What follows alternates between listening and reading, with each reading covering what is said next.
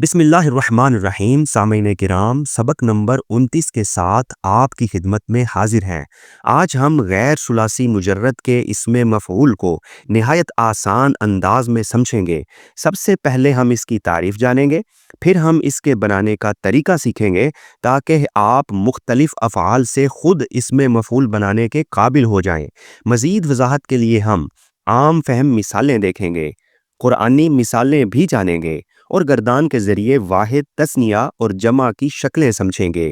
یوں آخر تک غیر ثلاثی مجرد کے اسم مفعول کا پورا تصور ہمارے لیے نہایت آسان اور قابل فہم بن جائے گا اور ترجمہ قرآن سمجھنے کی صلاحیت میں اضافہ ہوگا انشاءاللہ۔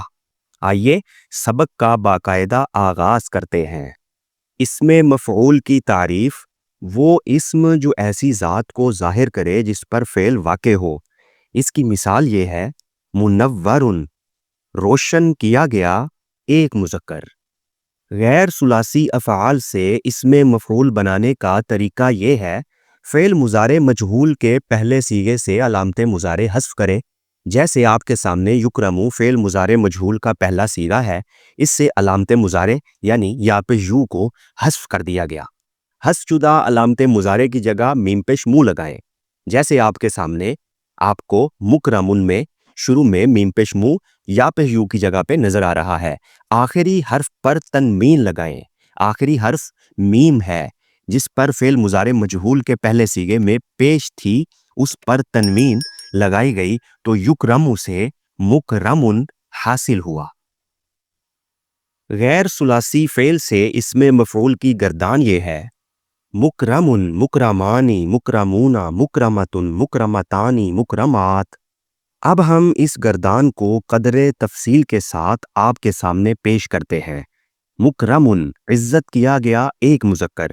مکرمانی یا مکرمینی، عزت کیے گئے دو مذکر۔ مکرمانی میں الف نون زیرنی تثنیہ کی علامت ہے، جبکہ مکرمینی میں یا نون زیرنی تثنیہ کی علامت ہے۔ مکرمونا یا مکرمینا، عزت کیے گئے سب مذکر۔ مکرمونا میں واو نون زبرنا جمع کی علامت ہے اور مکرمینا میں یا نون زبرنا جمع کی علامت ہے۔ مکرمتن، عزت کی گئی ایک مؤنث، اس میں تا مؤنث کی علامت ہے۔ مکرمتانی یا مکرمتینی، عزت کی گئی دو مؤنث۔ مکرمتانی میں الف نون زیرنی تثنیہ کی علامت ہے، جبکہ مکرمتینی میں یا نون زیرنی تثنیہ کی علامت ہے۔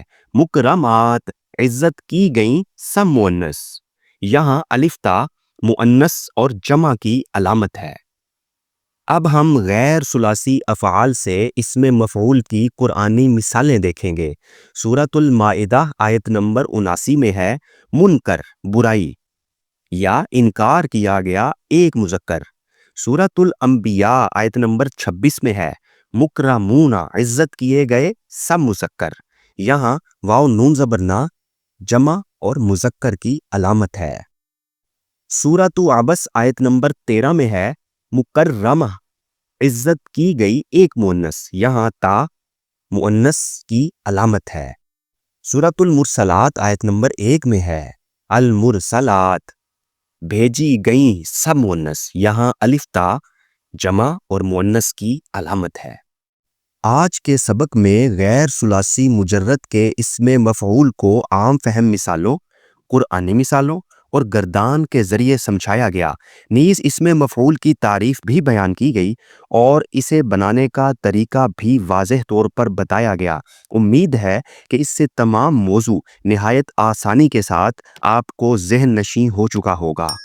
اللہ تعالیٰ سے دعا ہے کہ وہ ہمیں قرآن کریم سیکھنے اور سکھانے کی توفیق عطا فرمائے۔ آمین یا رب العالمین۔